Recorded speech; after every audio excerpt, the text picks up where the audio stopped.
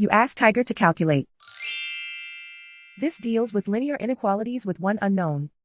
The final result is x smaller than -50. Let's solve it step by step. Move the negative sign from the denominator to the numerator.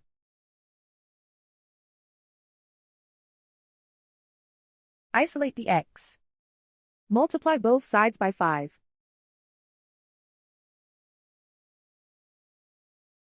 Group like terms.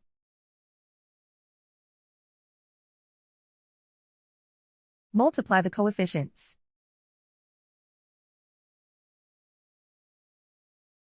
Simplify the arithmetic.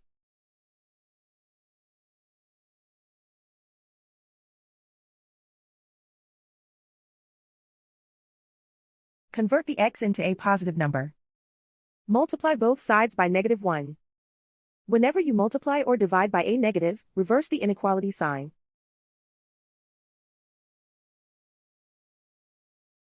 Remove the ones.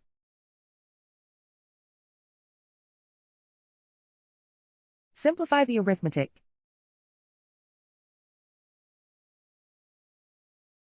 Plot the solution on a coordinate grid. And so the final result is x smaller than -50.